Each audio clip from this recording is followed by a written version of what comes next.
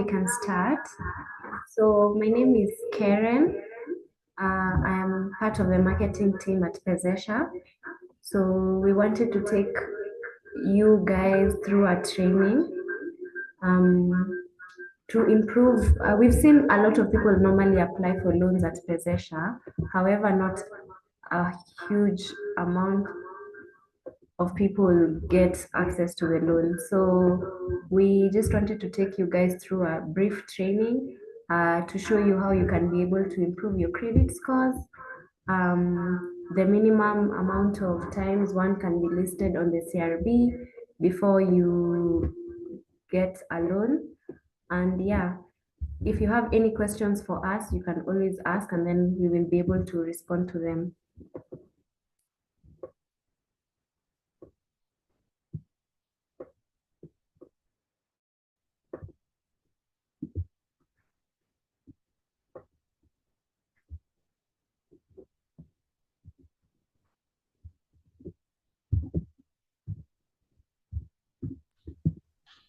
Okay.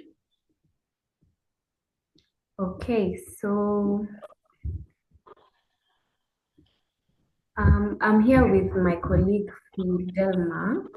So she's gonna talk a little bit and then we'll start the meeting. Okay. Hi guys.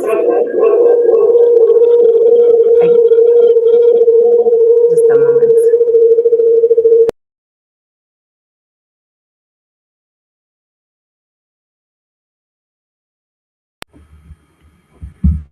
Okay, hi. My name is Fidelma Manyase, but I prefer to be called Paris. It's easier.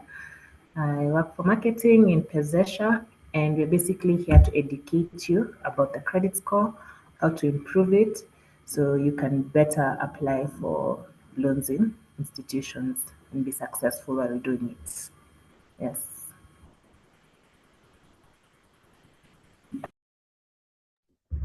So let me begin. We've created a slide presentation. Let me share the screen.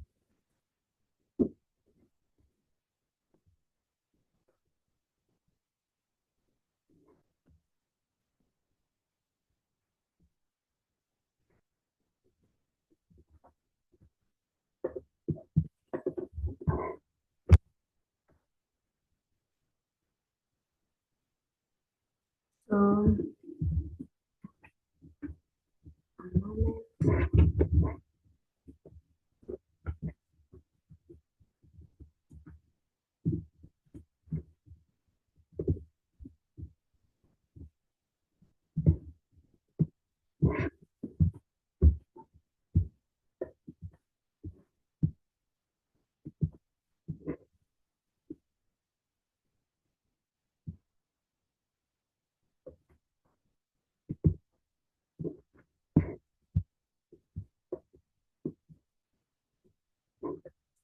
So can you all see my screen?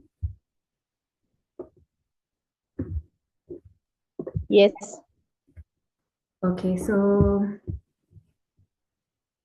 let's start with this first slide.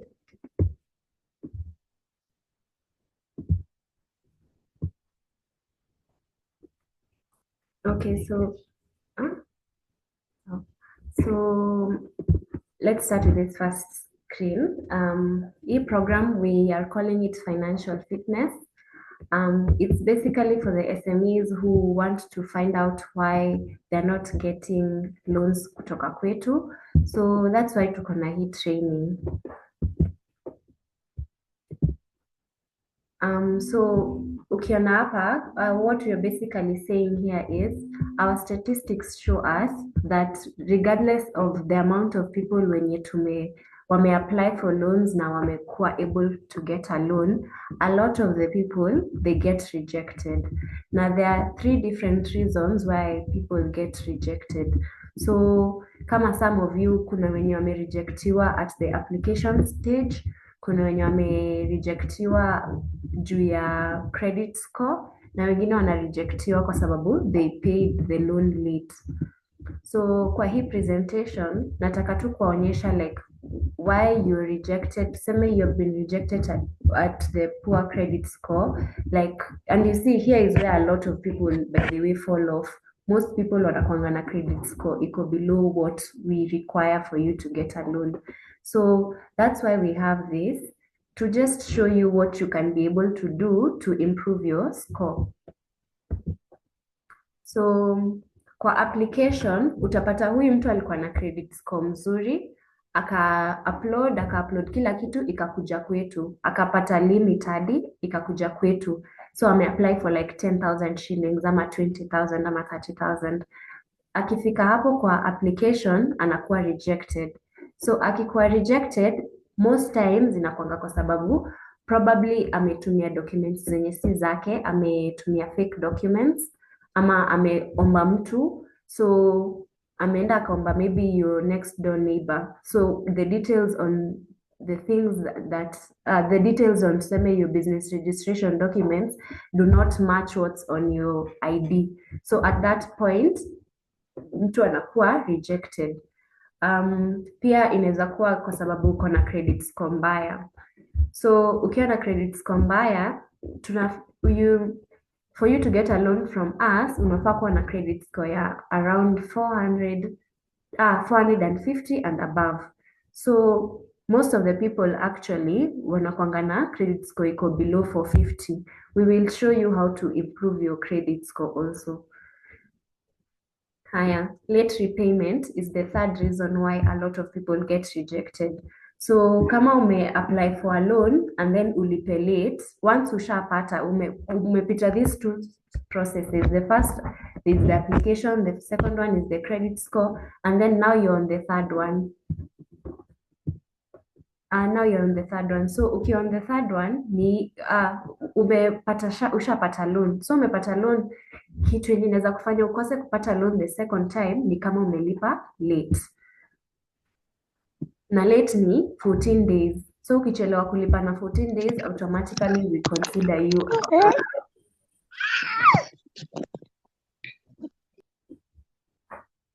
yeah.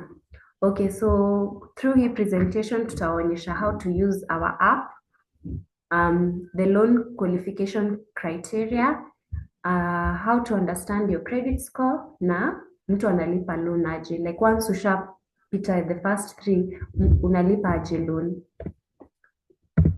Haya. So Pezesha, our main responsibility ama our main goal is to empower MSMEs.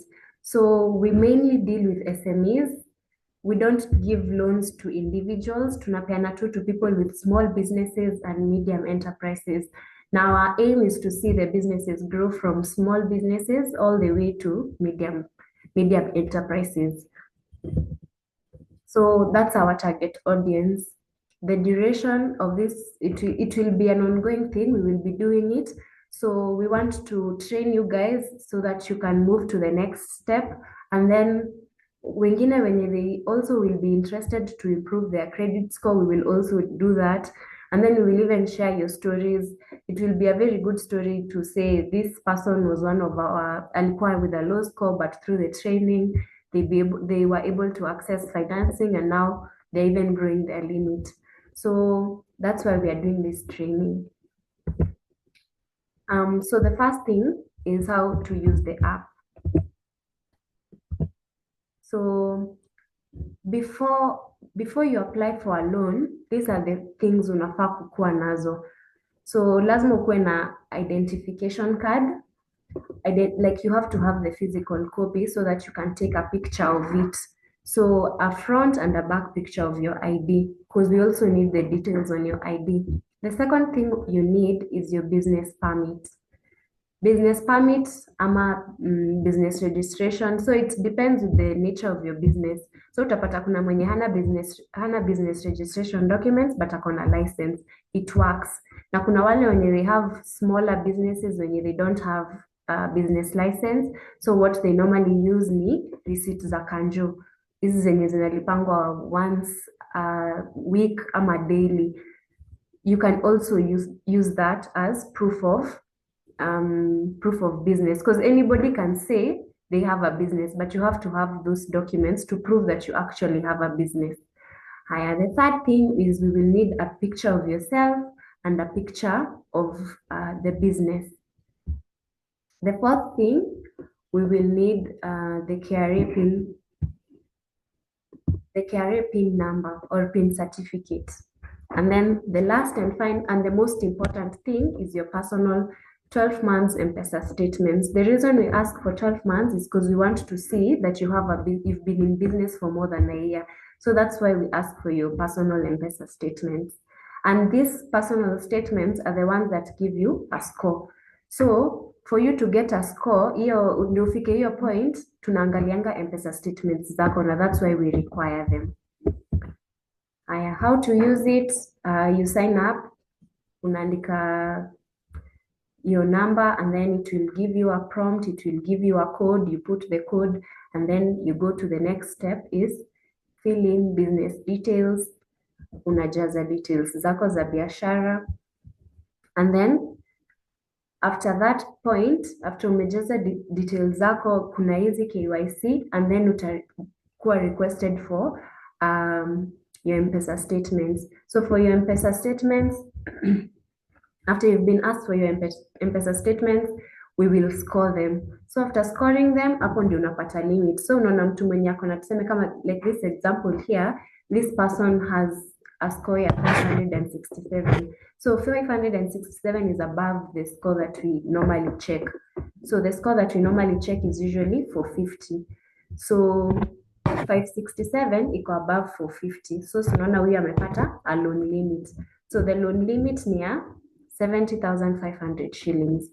So ukishapewa loan limit, unaweza borrow anything from 10,000 shillings and above.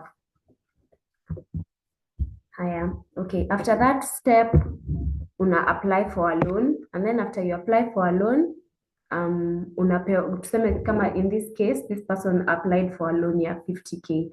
So I may apply for a loan, inakuja to our side, we review it, we review the documents, and then you get the loan, and then it goes to your M-Pesa ama to your bank, depending on where you want. And then from that point, you get to pay. You can choose to pay us through M-Pesa. M-Pesa, it's a pay bill, or through the bank. So the qualification criteria, the most important thing, what you need to qualify for a loan at Pezesha. The most important thing is we normally check your active day requirements, inactive day requirements, average income and average balance. I'll explain what it means. Active day requirement inamaanisha siku M-Pesa statements zako like ziko active how many days.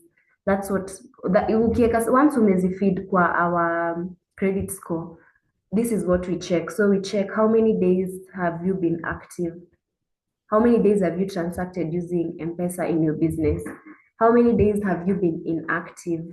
We also check the average income. So the average income ni ile inakwanga tu imehighlightiwa hapo juu kwa M-Pesa statements, zinakwanga zimehighlightiwa your average income. So inakwanga unapata mtu ndio hapo, the number is usually big, unapata probably from like 300K to 1 million, wengine 20 million. It depends with how much you transact. That's the average income. But the most important thing that we check is the average balance. So unaweza pata mtu ako na a very huge average income, probably ana transact even 10 million in a year, ama 20 million, ama 30 million, but they have a small average balance. So the amount of money yenye wana retain, like yes, pesa yote ameingiza this much, but every time anapata M-Pesa anaitoa outside, so that will give you a bad credit score. So that's one of the most important things that you should always know. Every time unapata pesa, also maintain some money on your M-Pesa, because that shows profitability. Okay, and that's hiyo ndio imeexplainiwa hapo. So active days requirement, unafaa kuupload at least statements covering a minimum of 3 months. Inactive days requirement. Yeah, upload recent statements no older than 30 days. So ukiupload, hawezi upload statements za last month, una upload za this month. Aya, average monthly income. Hiyo ni customer anafaa kuonyeshana like every month at least receive 10,000 shillings because the minimum amount of money we give is 10,000. And then the average balance. Maintain an average balance of at least 1,000 shillings. So kwa M-Pesa, every month at least show us uko na 1,000 shillings in your M-Pesa. Like umebakisha like pesa yote imeingia, yes, pesa ingine imetoka, lakini at least kuna balance ya kama 1,000. It doesn't have to be every day uko na balance ya 1,000, but on average you have that money in your M-Pesa. Okay, so what we check on your statements, these are the things we check.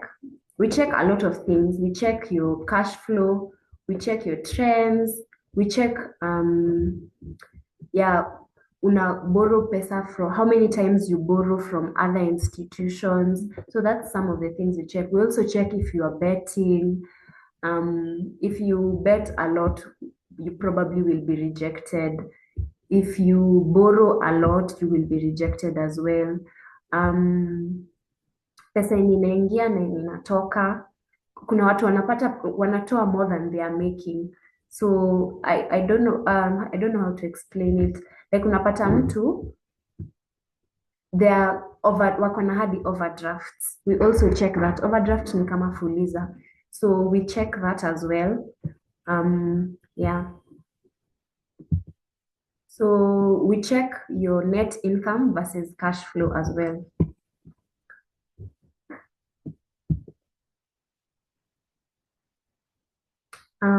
Yeah, that's what I was explaining here. Pezesha first looks at the borrower's operating cash flow, which is the cash generated from the company's normal business operation. So we just check hizo venye nimewaexplainia ni pesa ngapi uko nayo, how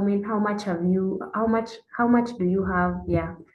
So I'm going to leave it at that, and then my colleague Paris is going to continue.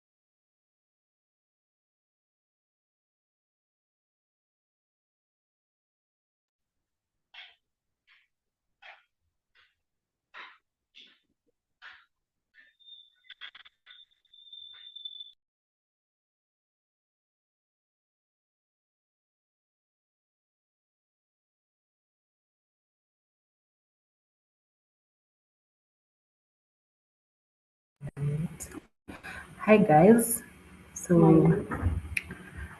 I'm going to take you through understanding your credit score and how to improve it. So credit score ni alama, acha niende kwa next. Alama ya mkopo kwa Pezesha inaanzia kuanzia 0 to 900. Kwa hivyo ukiwa the range between 0 to 450 uko sawa. I mean hauko sawa, you need to work on it. And then sa 450 kwenda mbele ndio at least you can get a loan. So hii alama ya mkopo ni a numerical representation of kama unaweza patiwa by any institution, si Pezesha peke yake. So inacalculatiwa na different factors such as kama vile Koligongo ameexplain, borrowing history, so vile umekuwa ukitumia credit yako, vile umekuwa ukilipa loan yako na outstanding debts zako kama uko na madeni kutoka kwa kampuni zingine. Hizi zote zinatumika ku understand bring up ama come up na credit score yako. So ukiwa na score yenye iko juu, so in Pezesha tumesema ni 450 kwenda juu, uko sawa. So credit score yako ikiwa kwa 450 kuendelea, then that means you are low risk, yani utarudisha pesa vizuri. So as a loaning institution, we trust you with our money. Unaona, ikiwa 450 kurudi nyuma, inamaanisha you need to work on your credit score to build trust with the institution that you're borrowing from. So basically, hiyo ndio alama ya mkopo na hivyo ndio inatumika kwa financial institutions. So kuna vitu vinavyotumika ku affect credit score yako. So vile tu ametaja kuna payment history, so mi nita explain tu further. So payment history ni venye umekuwa ukilipa bills zako on time, na inaweza kuwa hata utility bills, can be electricity, can be your rent, anything. That's a payment history. So unapojisajili kwa app yetu and then you put in your details hapo ndani, tumeona M-Pesa statements are one of the things zenye uta-upload kwa app yetu. Kwa hivyo kisha upload, so payment history are one of the things that tutaangalia kama ulichukua loan labs, let's say na Equity, kama ulichukua na KCB ama Tala. So kuna hiyo deadline unakwanga umepatiwa ulipe by this and this date. So tutaangalia kama utakuwa umerudisha by hiyo time. And then ya pili ni hii credit utilization. So hapa ina explain this is the ratio of your credit card balances to your credit card limits. Unaona? So how percentage yako ya kutumia credit umepatiwa iko aje? So unaweza kuwa student explain aje. If you're vile alisema you're earning a certain amount, una earn kiwango fulani and then you use more than that. So hiyo inaonyesha you have a financial strain, you're straining to maintain your finances. And then kuna length of credit history.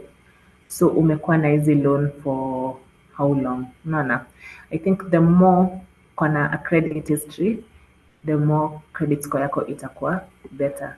Kama mtu ameanza kukopa tuseme 2012, ulianza kuchukua loans 2012 from other two institutions na umekuwa ukirudisha vizuri compared to mwenye ameanza kuchukua this year, unaona kuna credit history nzuri ya huyo mwenye alianza 2012 compared to this year. So tumeona trend ya 2012, 2013 hivyo hivyo mpaka 2024 amekuwa akilipa vizuri. So the longer you have been in this game of borrowing, acha niseme hivyo, the better your score itakuwa.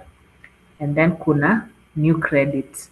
So kuna watu ambao wanapenda kuomba loan like frequently. So umesikia Pezesha, ukaenda ukakopa huko, ukasikia kuna ingine imekuja, ukaenda ukachukua huko pia. So ukana so many credit accounts zimefunguliwa. So hiyo inaweza affect credit score yako negatively. And nitawaonyesha na huko mbele how it will. So we'll put a pin on that. Kuna mtu ako na swali yoyote up to there? Any question?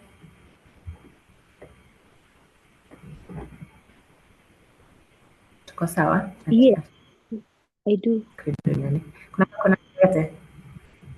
Yes, I do. Yeah? Niko na swali.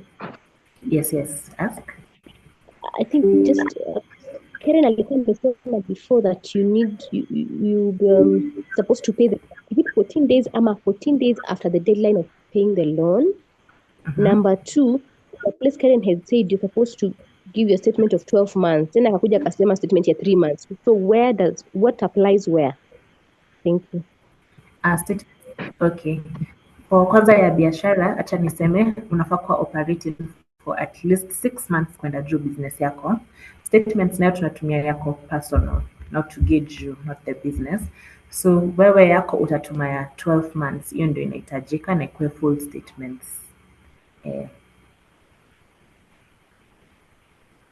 Kulikuwa na swali? Haya, nimejibu zote? There were 2. One was for the statement, the other one was for paying the loan. You said that after 14 days. So, okay, loan payment iko na different time allocations, so hiyo ina depend na amount umechukua. Kama hatuwezi, mtu amepatiwa 10,000 na mtu amepatiwa 100,000, hatuwezi wapatia the same options. Unaona, moja ni kidogo, ingine ni mingi, so hatuwezi ambia mtu wa 100,000 tumempea 14 days, I make sense, but mtu wa 10,000 at least ina make sense. So kidogo, kidogo tu. So when you take, let's say 10k, kuna option hiyo ya 7 days, 14 days na 1 month, but a different loan amount. Kama ya 100,000, yes, kuna hizo options, but pia sa kuna monthly options, but the most mtu anaweza enda ni 12 months to pay back a loan. Okay, thank you. Yeah.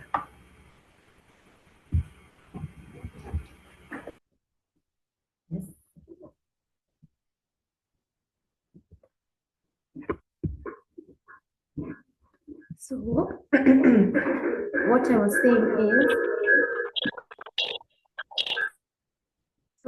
saying is being late na 14 days, hapo ndipo we check. So tuseme you have to pay a loan for, umepewa loan ya kulipa within 30 days, and then the 30-day period imeisha, and then you've not paid, and then you take 14 days after sasa hiyo period yenye ulikuwa umepewa. Tuseme it was 90 days of your payment, ama it was tasemaje, depending on the amount that you are given. So kama umepewa 100,000 and you're supposed to pay it within 90 days, 90 days imeisha, and then you take more than 14 days, it will be hard for you to get a loan after. I don't know if you've understood now, Linda. Yes, I have understood. Thank you.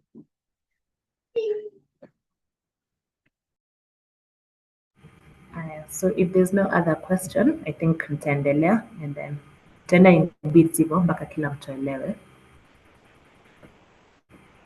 So tumefika hapa kwa how to improve your credit score. So of course, kulipa bills on time. Kumbuka nimesema bills ni ina range from stima to your house to everything, because sai kuna digital print, so we can see everything. So at least you pay on time. Tuonesha hata maji yako, like water bill ulipa on time, you know. But with electricity not so sure, tokens mtu anajua vile anatumia, but other bills, other utility bills, make sure umelipa on time, because zinaenda kwa records on how you pay things. And then limit new credit applications. So I usually like to say, just because you have a loan limit, could be by Pezesha, could be by any other institution, just because you have the loan limit, haimaanishi ati sasa uchukue. Only take a loan when you need, like when you need it, not because you can get it. Meaning, you've come to Pezesha, you are just trying out. Your business is actually okay. You don't need to boost your business by buying goods just to stock your shop. Or you don't need to pay people. Yani uko tu sawa, but you are trying out Pezesha. So you try out Pezesha, everything works out, ukapata limit. So now with that limit, let nothing cheat you that uchukue your limit. Only take it when you need it. When now you need to finance your business, that's when you can take it. Because taking it before you need it, that means umejingisha kwa deni, and it wasn't necessary. So limit new credit applications. And then on that same note, have at most 2 open accounts. But for us, when you're coming in with an application, tutafika kwa hiyo point ya CRB, but when you listed on CRB, it shows umechukua loan wapi na wapi. It shows not necessarily the institution umechukua from, but inatuonesha this person has 5 loans running. No, this one has 3 loans zina run from different institutions. So for us, minimum is fortunately or unfortunately 1. So if you have 2, what we usually advise you is to pay off 1 and then saa ukuje ujaribu tena kuchukua, then yes, you can get, we can be the second one. But just try avoiding kuwa na loans from different companies. That will help you, like at the same time, at least maliza, chukua moja, maliza, move on to the next, hivyo hivyo. And then reduce your debts. Basically the same thing nimesema na hapa kwa limit new credit applications. Of course, if you're limiting your credit applications, you're also reducing your debt, unapunguza deni zenye uko nazo.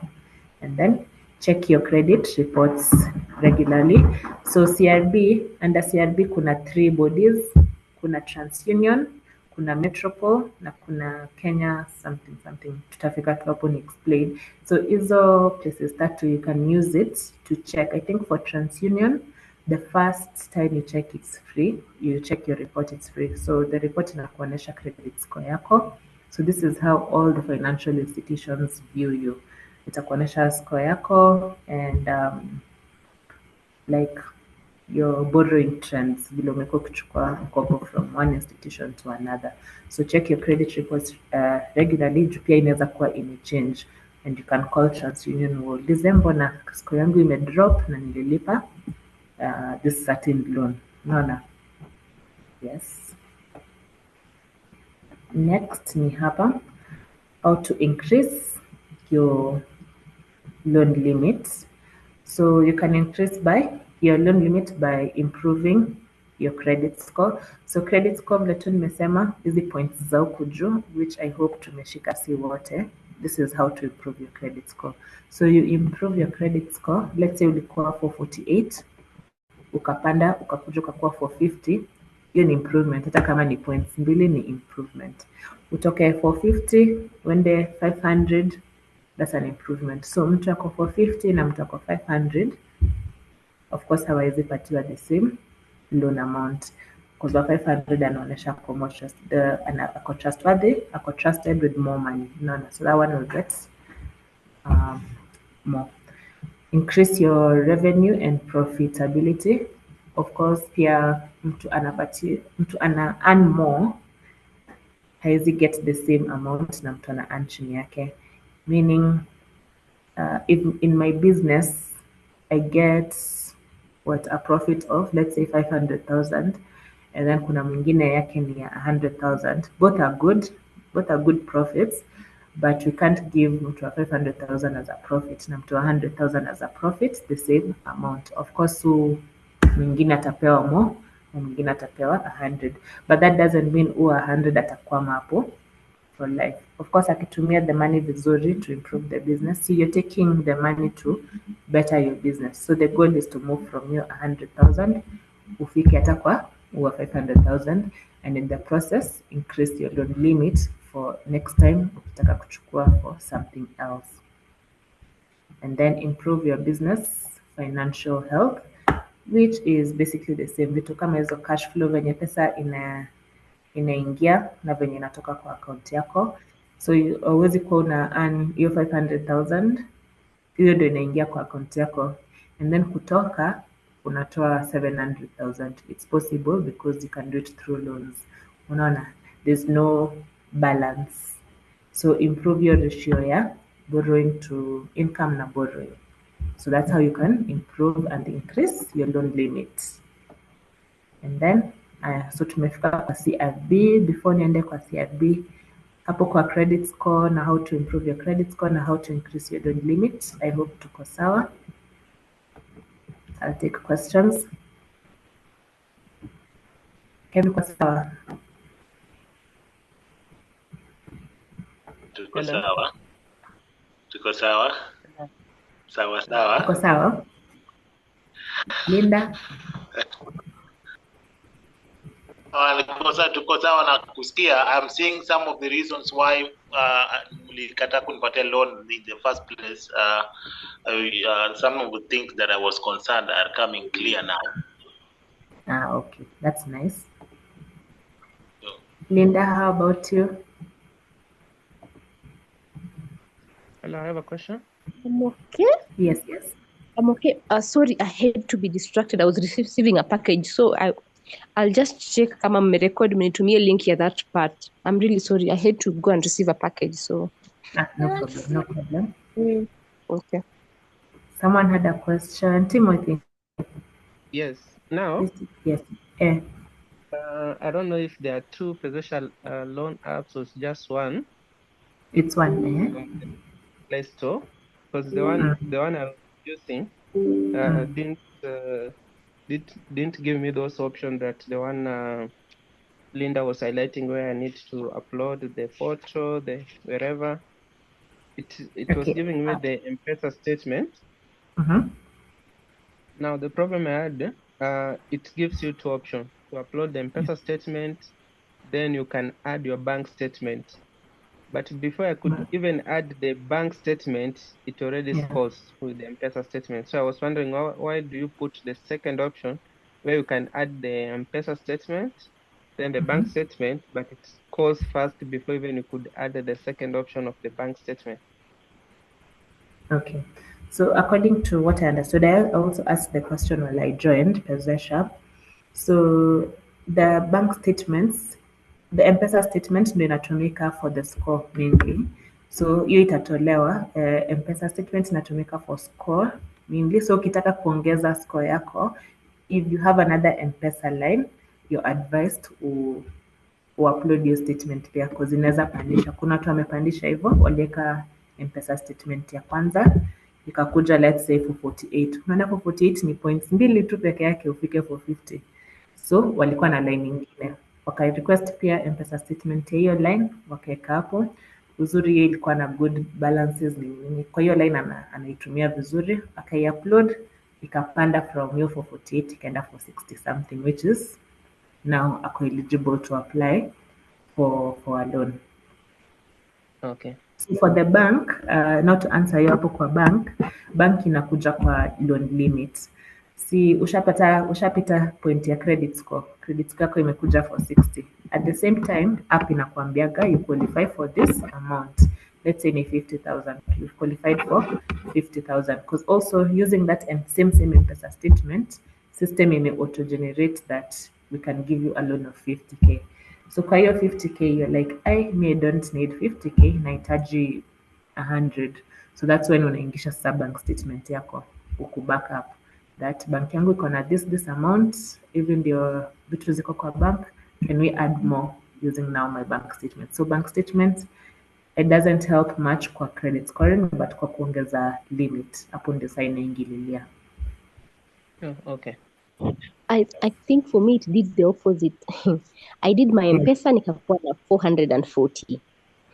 Nikaniambia just ati to increase your score add your bank. Kuweka bank nikarudishwa 400. Nikakuwa discouraged nikawachia hapo. Nikaambia Karen tuonane baadaye. I just felt like really basi nimerudishia for 40 yangu. I'm sorry for that. I didn't know that could work. I'll follow up with that na watu wa tech. Ili jua shida iko wapi. Yeah. I think Karen wants to say something.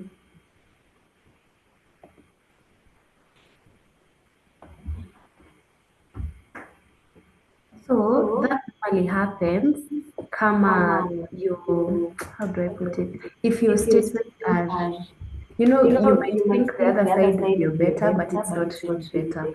So sometimes inaweza kukuimprovia na hiyo ama ionyeshe okay, the transactions on this side are not so good. So that's why it might happen. Yeah.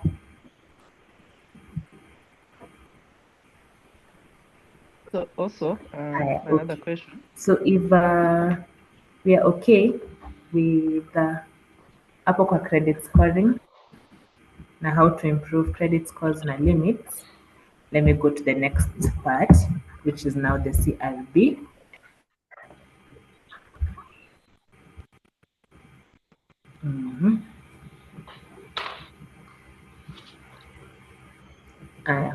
So CRB full inamaanisha Credit Reference Bureau, na it's a company of course licensed by the Central Bank of Kenya to obtain, receive, store, manage, evaluate and update individual and business credit information, and pia kusaidia ku differentiate information to other lenders.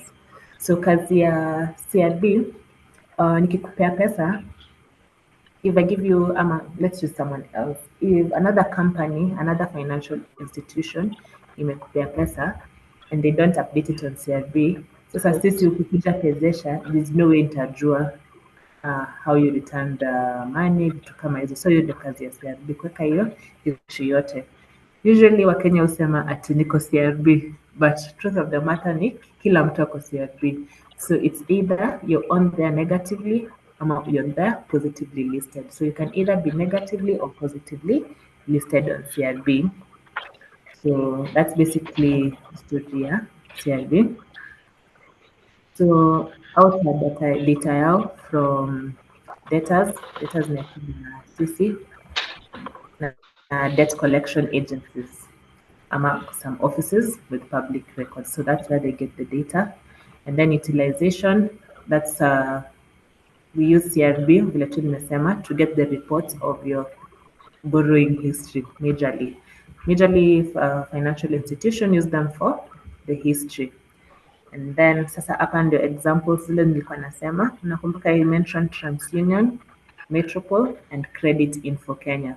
So there's CRB as the umbrella, and then inside the umbrella kuna TransUnion, Metropole and Credit Info. And then now under those three kuna all financial institution. So all financial institutions are required to send their reports to these three companies. Then these three companies when I register under CRB. So one thing you need to know about CRB, your data will stay there for seven years. So unaweza kuwa umedefault a loan from a certain institution na ukarudisha, but itakaa hapo for the next 7 years that uli default. So until 7 years iisha, then inarudi back to zero. So that's how CRB works. Same with a good report. Ukilipa, inakaa hapo for 7 years that you paid well. No. So you're positively listed for 7 years and then you go back to zero. You start again. But uzuri, if you're always like taking and paying back, that means you'll always be positively listed. Because 7 years ya Pezesha ikikulist si 7 years ya another company ikikulist. So that's basically what CRB is and how it works. So I guess hii page it explained to what nimesema tena. So what are CRBs and why are they important? So one's credit history is a record of credit accounts they have held along with details about those accounts. So including the type of account, the credit limit and amount, the current balance. So as venye nimesema tu, ukichukua loan, let's just use Pezesha as an example. Umechukua loan kwa Pezesha, it is our responsibility to give out sasa kupeana information ya umechukua loan ya what amount, ulichukua ya how many months and if you paid on time. So hii information yote summarized by CRB. And then a credit report is information about individuals. So hizi vitu zote zinajirudia tu. It's basically kitu tu nimesema. Financial institution inakupatia, and then vile tunakupatia, we take your details, we take them to one of the three bodies, Metropole, TransUnion or Credit Info Kenya. Credit Info Kenya comes up with the report na CRB ina summarize the whole report, which will be important to now another financial institution when you go to borrow to them. Unaona? So the credit report also include jina yako, date of birth, national identity card number, so unique ID number, KRA pin na employment details, saa zingine DL na past and current addresses. Meaning kuna mtu anadhani anaweza like toroka, unajua kama ya kuuliza people ati taking a line then you throw it come up with another line to borrow again using that concept. So for CRB, you cannot do that because ID number yako ni ile ile, so hata ufanye nini, it will still go back to your account. So account yako ni account yako. There's no way you can run away from it. So how CRB affects you, just as I've said, you can be listed either positively or negatively, but all of us tuko CRB. So you have to agree. So banks and these microfinance, they provide both positive and negative information to CRB. So other financial institutions exchange customer information concerning a customer's non-performing loans and other negative information. Non-performing loans basically ni loans umechukua na haujarudisha. We call them non-performing loans ama non-performing accounts, NPA or NPL.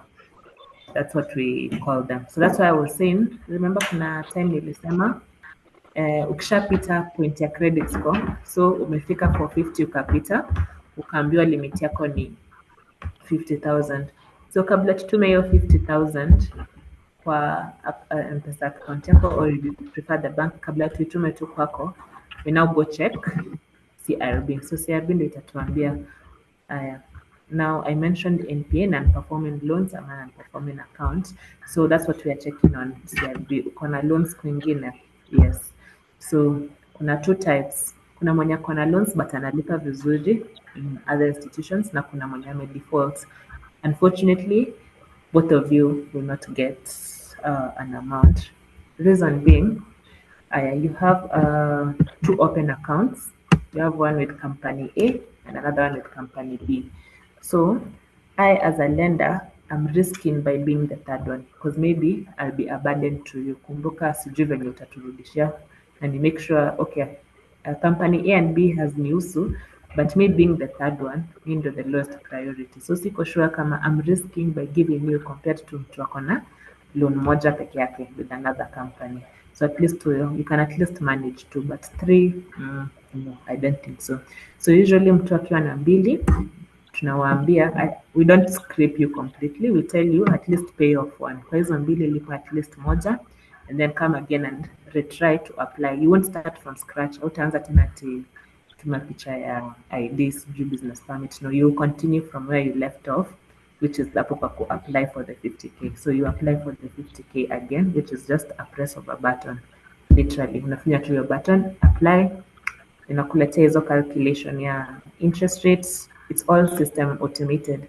So inakuletea hiyo calculation ya interest, ya utachagua amount yenye una prefer, send the application, and then again we go back to CRB tuone, alilipa ile account moja, and then now the amount will be sent to you. You get?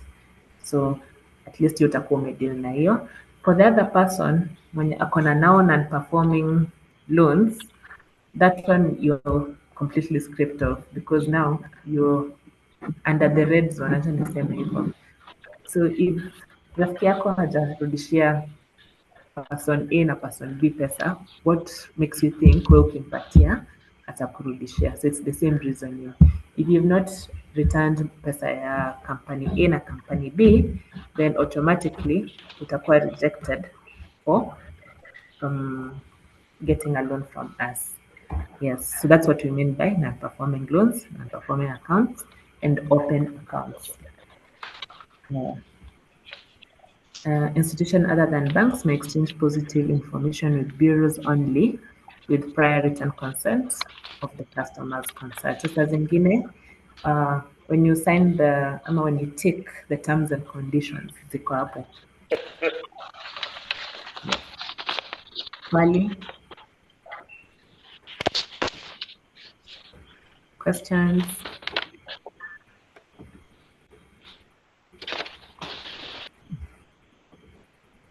Tuko poa hapa on CRB? Hapo kwa CRB umenipata? Hapo Nakusikia. kwa CRB hapo hivyo, ukisema financial institutions, Yes. zenye ziko hapo kwa CRB, of course una include banks na pia hao digital letters hao jamaa wa Google App Store. Yes, all of us. Oh, okay. Yes. Sawa. So remember I started with CRB ndio umbrella, and then chini ya umbrella kuna Metropole, kuna TransUnion, alafu kuna Kenya Credit Union, something union. Sijui, I keep forgetting that last one. Credit hiyo union. And then so chini ya hizo tatu ni all the financial institutions. We are obligated to send in a report that Kevin amechukua loan from Pezesha, amechukua ya 3 months na atarudisha. Na immediately you clear, you're supposed to update that clear. Reason being, ndio ukienda the next company, ukienda company B, because maybe they are giving you more, no problem. Wakuje waangalie CRB pia waone, we've been alikuwa amepatiwa na Pezesha. I don't think it shows which company, but the details ziko hapo. You are given a loan by a certain institution na ukarudisha vizuri. So you see, build your trust hata kama si nao. CRB ni kama inakuonyesha because it's not like loaning your friend money. Rafiki yako unamjua vizuri. Unajua nikipatia Karen pesa, huyu hatarudisha. So hautampea. Ama your family member, you know your family members very well, but this is a company. Hajui Kevin ndo amemeet Kevin. So nini itamfanya akutrust apart from the KYCs zile zenye uliupload. The KYCs ndio inaonyesha yes, first of all ako na biashara. So hapo kwa kukuwa na biashara tuko sure bet mtu ako na biashara, but then how am I sure hii biashara yake ianguke? Like nikimpea pesa juu pia si ni biashara, hatutaki tu ianguke, unaona? So how am I sure nikipea pesa itarudi? So hapo ndio naingia CRB kuangalia watu wengine wenye umechukua kutoka kwao, and kama umekuwa ukiwarudishia, you're returning the money. Kama umekuwa ukirudisha, yes, why not? Pia sisi tukupatie utaturudishia, unaona? So CRB basically ni kama kuonyesha how you've been acting with other financial institutions. Umeelewa? Yes, nimeelewa. Sawa. Just concerned guys. Perfect. Question ingine niendelee nimalizie? Yes, so Hello. sorry, I have a question. Yes. So, Yes, Timothy. So, for example, ulikuwa una explain the positive or negatively listed kwa CRB takes about 7 years. So, for example, ulikuwa listed negatively some years back, but your credit score sahi ukiangalia Metropole inaonyesha iko sawa. Are you qualify for a loan? Pardon? Okay, rudia tena. For example, ulisema if you are negatively listed, tuseme for example in CRB, yeah, it will take 7 years. So, but if you check maybe your credit score now, yeah, your CRB is okay. Do you qualify for a loan ama mchaangalia after 7 years hiyo yenye? I don't know if you're getting my question. Acha ni explain, alafu kama sija kujibu uniambie, si ndio? So umekuja Pezesha tukakupea loan, uliqualify all stages nini, tukatuma pesa kwa account yako, but ukadefault. So ukidefault, sikuna first of all, before we put you on CRB, nimesahau kumention, before any financial, not us only, any financial institution ikuweke kwa CRB, we are obligated to notify you, and that is why unapatanga unapigiwa simu. So umepigiwa simu, haushiki, umefanyiwa nini? So they're not even at this point trying to ask you for money. We're just trying to notify you. So you will get a notification that we are listing you on CRB. So that's step one.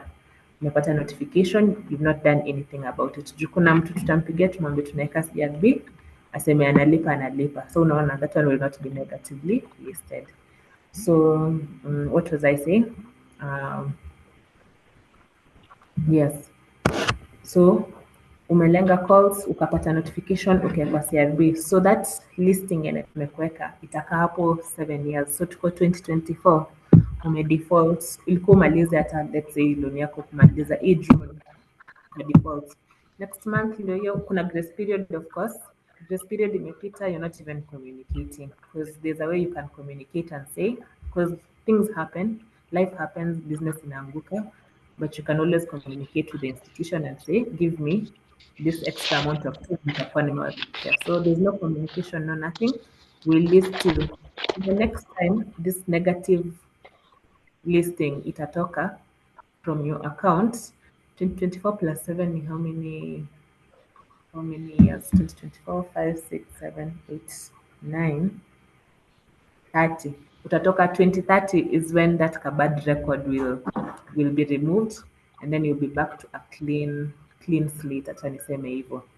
So yes, nimeanswer, like I hope nimejibu. Yeah, but now my question ilikuwa to that point is okay. So for example, ulikuwa listed, right? But you Yes, cleared, yes. it's still showing you are negatively listed. Yes. But tuseme hauna any debts, but like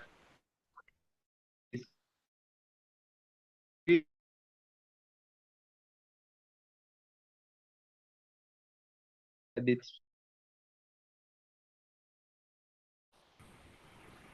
Okay. Timothy, like record yake umedisappear at the kidogo. moment tuseme kwa CRB inaonyesha this person is clear, but since what you have explained inaonyesha he was once listed, right? Yes.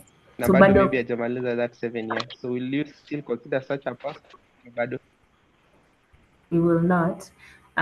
Basically because unaona from the listing kuna open accounts. Kumbuka I mentioned open and closed accounts. So all will happen ni una move from open to closed. So you'll always stay hapo kwa closed until 7 years ziishe, then utatoka kwa closed. Itatoka kwa closed and then that record is just Okay. disappear. So unfortunately bado hawezi, because unaona bado uko negatively listed, so we don't trust you in short.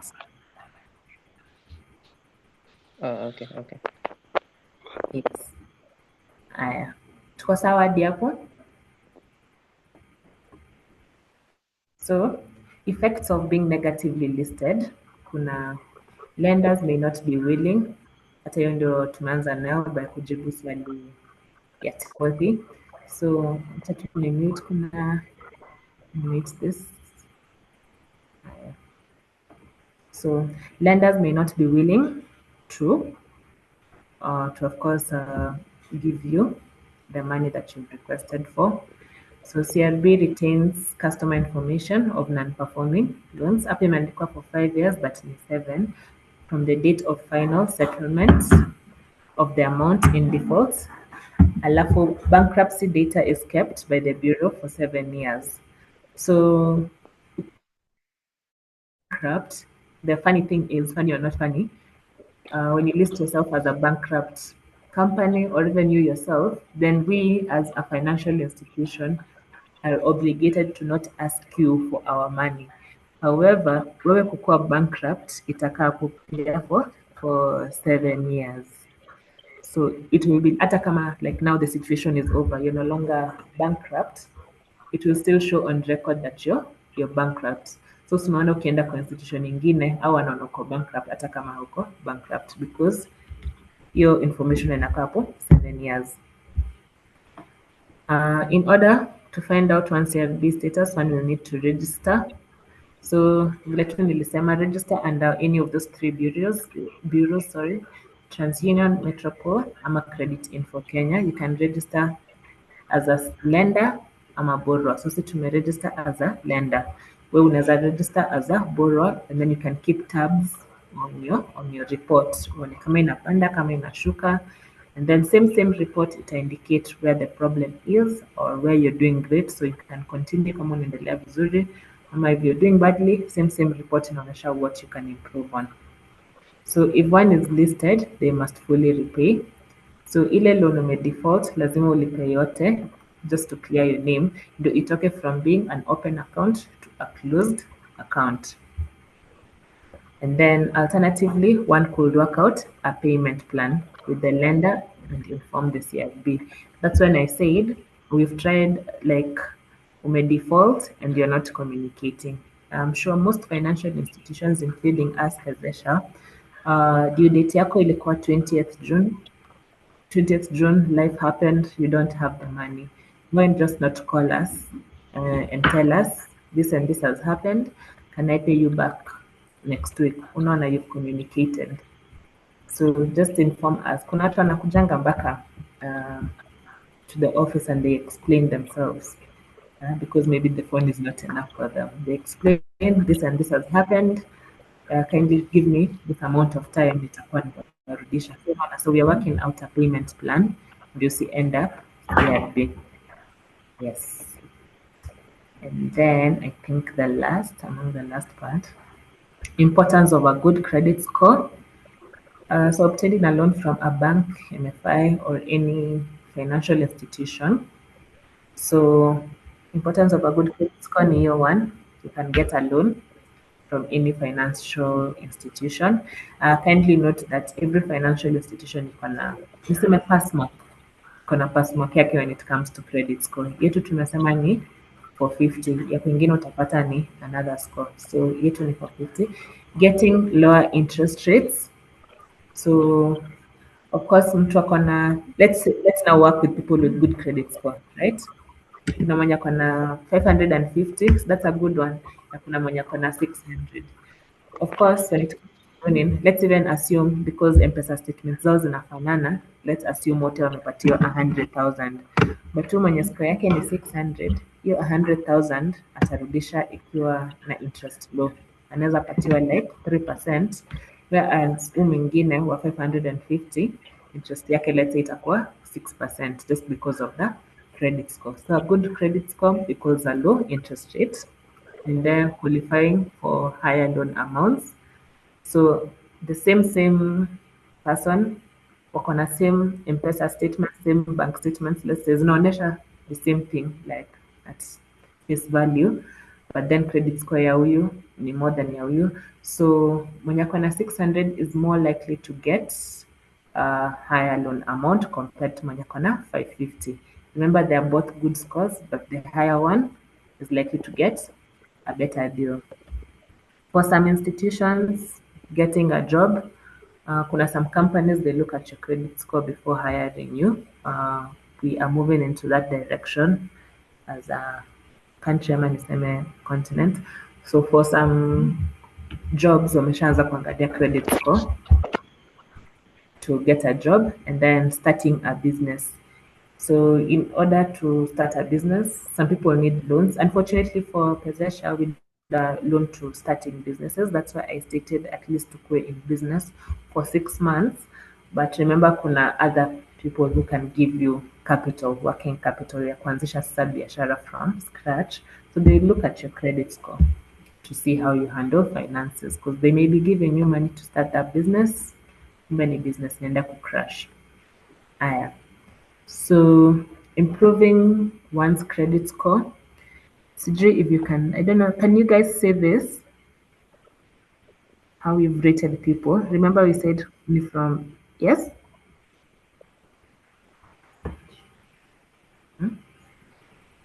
Slideshow.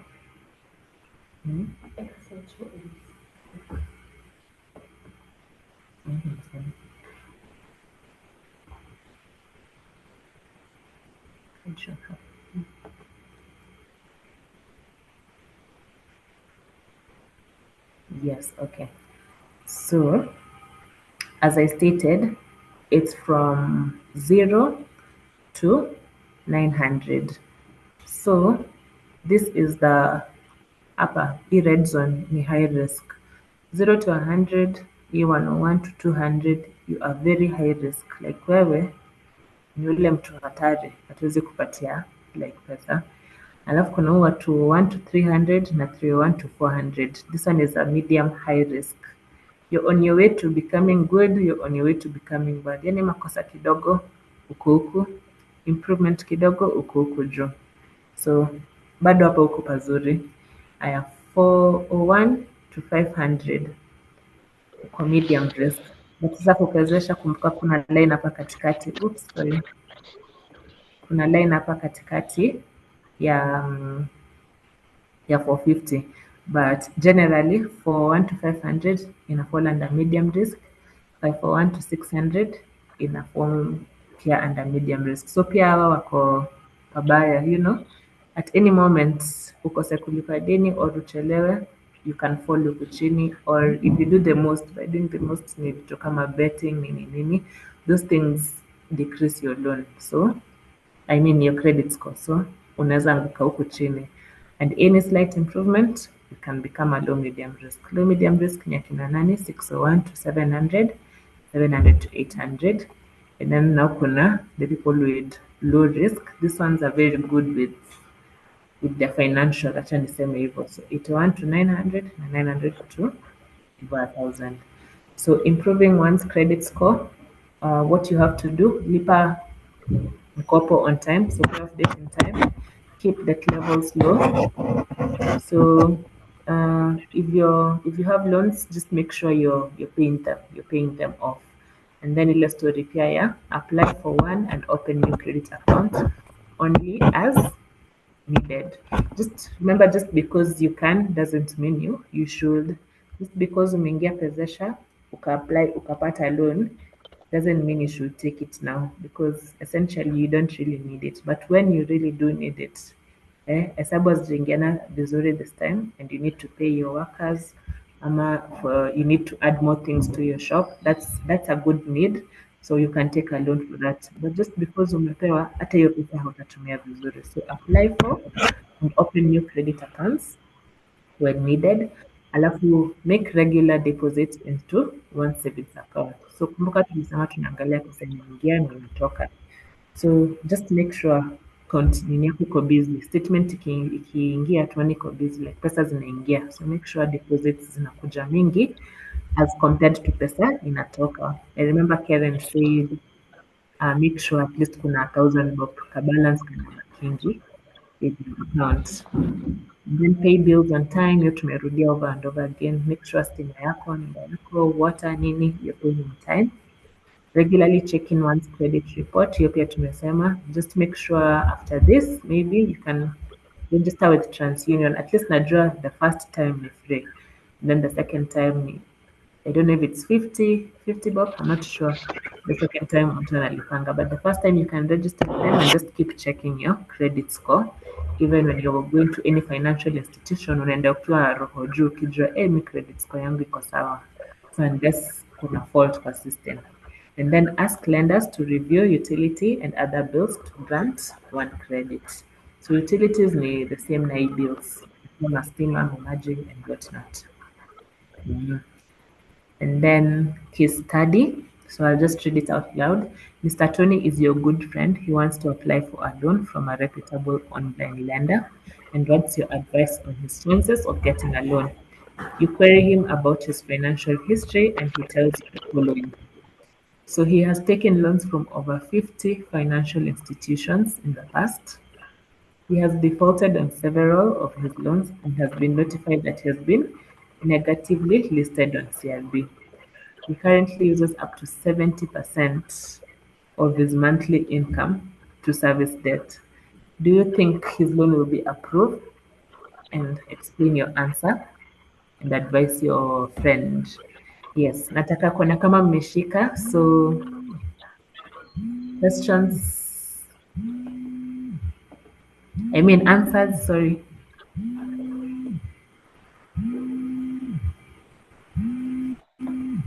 Do you think huyu rafiki yako anaweza pewa pesa? No. Yes, why? Atapewa. Why? Akona loan nyingine already na akona several loans na hajalipa, alafu pia he's using is currently uses up to 70% of his income to service the debt, so Yeah.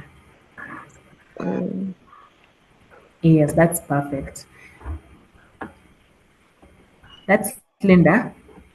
Thank you, Linda. yes. So yes, of course, thank you. That's a good answer. Of course, yeah, he won't get, First of all, you see how many institutions amechukua 50. And I think we all know, personally I also know someone app mpya ikitokea asha register huko, unaona. So that's a red flag number one. Number two, he has defaulted on several, and keep note that hapa tulisema he was even notified the fact that analistiwa CRB and he did nothing about it. And then third reason, ukotoa hapa, uses 70% of his monthly income to service debt. So if you're using 70% kulipa madeni, and then keep in mind kuna other things to be paid for, akina nyumba, akina rent, akina what. So at what point will you get to now pay me as Pezesha my money? So of course hatapata. So thank you, Linda, for that answer. So hapa kwa repayment we are good. So basically I'll just list easy alafu tumemaliza why it's important to repay your loan early. So repaying your loan early will maintain your credit score. So either unaweza kwama hapo mahali uko ama ugrow. Most probably it's on the higher end you grow. Avoiding late fees, of course, so no defaulting. Kuna mtu yes analipa but analipa late, so that will kind of affect your credit score and your repayment rate, your repayment history, sorry. And then paying your loan on time will also build trust with lenders. I mentioned something though. If I give you money today and you pay back tomorrow, that's kind of a red flag because unaweza kuwa umeosha pesa, but at least pay on time. Lipa either due date ni 20th. If you pay today ama ulilipa on 19th or 18th or a week before, that's okay. But borrowing today and paying tomorrow is fishy. So pia usilipe hivyo abruptly, inakaa funny, but also you can pay early or on time. And then financial stability. So if you pay your loan on time, inaonyesha uko financially stable, yani uko unajiweza kimfuko, right? And then avoiding legal action. So hizi ma legal action hizo sasa inafikanga ile point gari yako inakujiwa because for loans above 200,000, I'll mention that we require for you to leave certain things. Unaweza cha title deed, you can leave your logbook among other things. So isifike hiyo point ya getting to call debt collectors on you. Yes. So basically, that's all we had for you for the training session. I hope explain CRB vizuri, the importance of CRB, how you can check your credit score, and how to improve it. But we're still willing to take questions. Kama kuna now overall questions, it could be about this session or anything to do with Pezesha. We'll take the questions.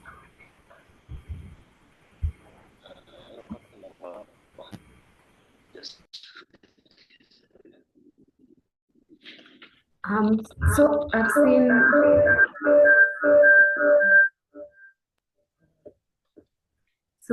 seen somebody asked a question, Victor.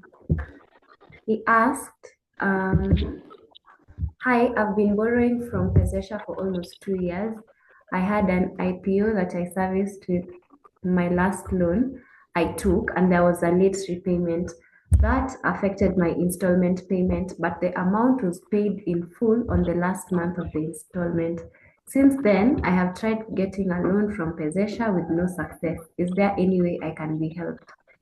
Yes, there's a way you can be helped. So for us, late repayment ni kama kutuonyesha tu tabia yako. The fact that you didn't communicate, hapo ndipo shida ilikuwa. But we are always open to discussion. So you can always reach out and then we will have a discussion about it. But venye Paris alikuwa amesema, ukiona utachelewa kulipa, it's important to tell us beforehand. The credit officer mwenye utakuwa unaongea na yeye at that time, it's important umwambie before uchelewe, unamwambia hey, by the way, naona ni kama ile pesa sitaweza kupata and then you negotiate so that when you come back to pay, itakuwa rahisi for you to get a loan the second time. Yeah, I had seen that question. Any more question, you can raise your hand. You just unmute yourself and ask us the question and we'll address it.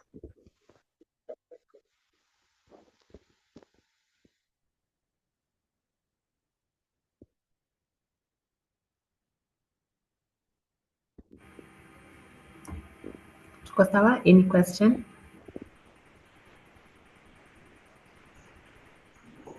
I've got a question.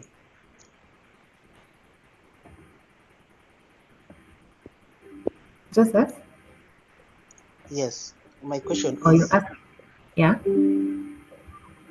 what about business permit? Mm-hmm. Normally, some of our businesses pay through Facebook, Mm-hmm. and some county government don't issue business permit as hard copy. They always the M-Pesa message Yes, that as, can work. as a proof that you have paid the business permit. Yes, yes. So if someone So doesn't have the business permit, there's the option for the city council's receipt. For someone who doesn't have the physical receipt, and you paid via M-Pesa, the M-Pesa message can work. M-Pesa can work. Yes, the M-Pesa message that you paid the city council can also work.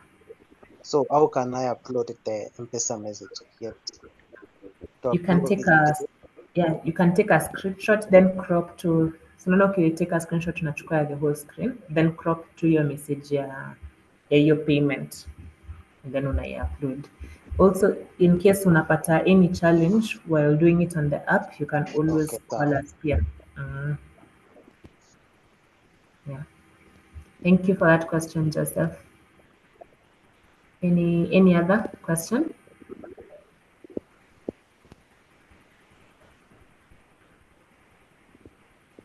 Kevin? Yes. Any more questions?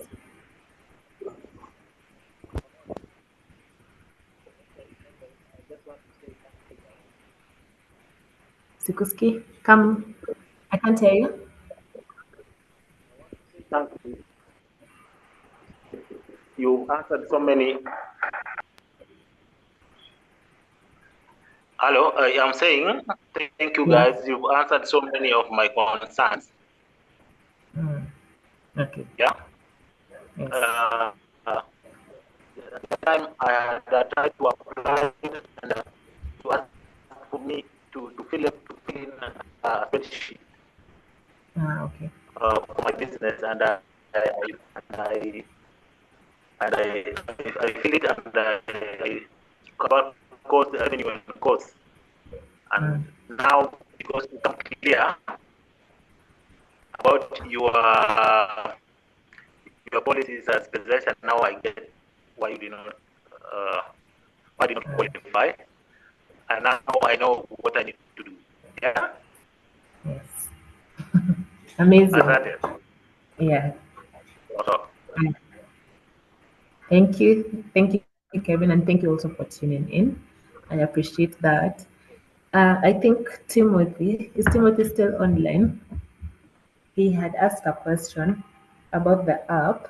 So I'll just show you with this phone. Yes, I'm still online. Yes. There's a confusion. I just want to go to Play Store.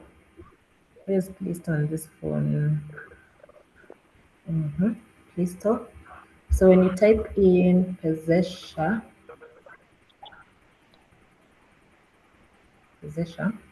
it's this one. I hope this, can you see?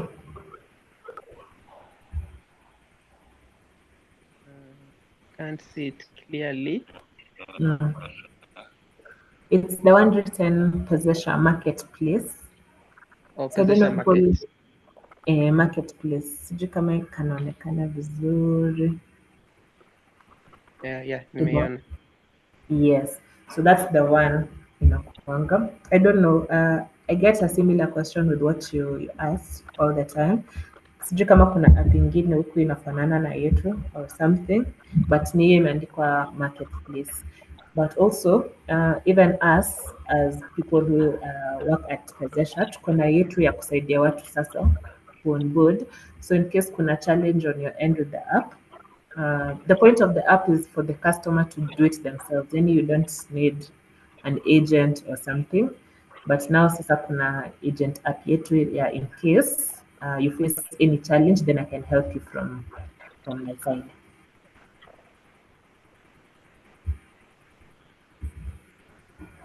Iko sawa?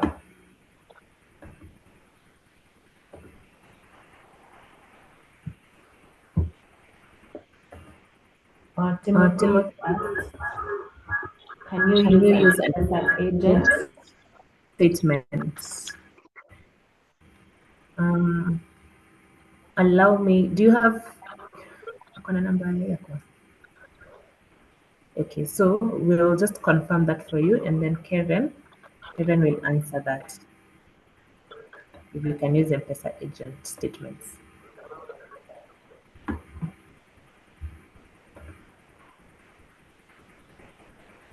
Yeah. Then don't say anything.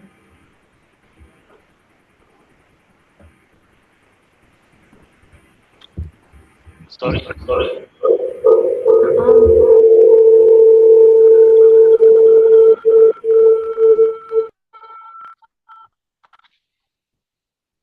Hi. So, are there any questions? Any more questions? I can see Victor Omokol has asked a question. Who can we contact? You can always reach out to me, and then I'll give you the contact of one of our credit officers who you can have a discussion with. I believe everyone here has my contact because I reached out via WhatsApp, right? Yeah, so in case you have any more questions that you've not asked on this platform, you can always reach out to me, and then I'll be able to take you through to answer your questions. So yeah. Thank you guys for coming onto the training. It was our first one for this year. We hope we'll do more of these trainings on this program. Yeah. We also hope that you guys grow, that your credit score grows from where it is to 450. But in case you have any questions, in case you want to understand more, you can always reach out to us. Yeah. So have a good day. So good day, guys. And thank you.